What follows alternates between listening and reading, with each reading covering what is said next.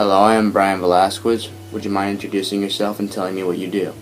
My name is Brandon Johnson, and I am the third shift supervisor at Transmetco.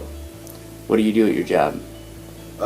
Being the third shift supervisor, I have to make sure everybody's doing their job, and I also have to rake the furnace out and make sure the chemistry is in line with what the customer wants.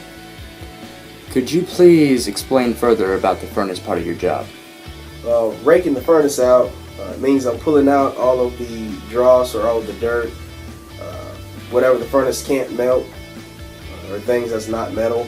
I have to make sure I pull that out so the furnace continues to run smoothly and we get good clean metal for the customer.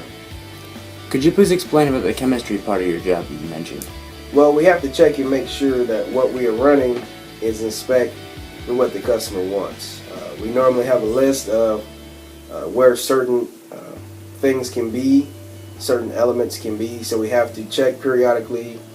We have to pull samples, what we call buttons, from the molten metal that we're running and use a computer and analyze it and make sure that what we are giving the customer is what they want. And how long have you worked at your job? I've worked at Transmetco for about 5 years, and I've been the third shift team leader for about 2.5. You mentioned that you're a third shift. Do you like third shift? Yeah, I like it. I might have trouble sleeping from time to time when it's nice out, but as far as the shift, I like it.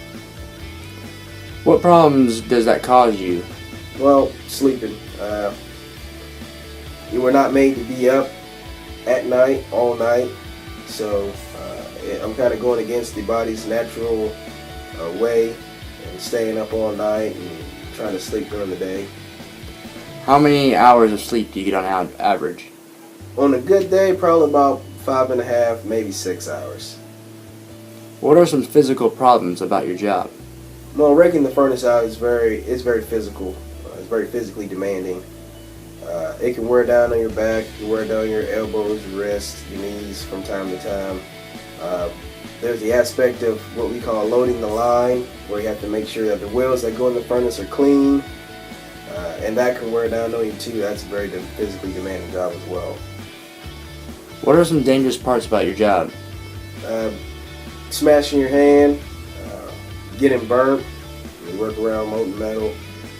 That furnace is about 1700 degrees, which is normally about what it runs on average. So that can drain you over the course of the night, having to rake that out 2 and 3 times an hour, 8 hours a night. So when it's hot in there, you sweat a lot, you can get tired, the chances of getting burned, and then even a steam explosion. If moisture gets underneath the molten metal, it will heat up too rapidly, and then it causes a steam explosion, which can pretty much level that whole building and kill everybody in it. Alright, well, thank you very much for your time. You're welcome.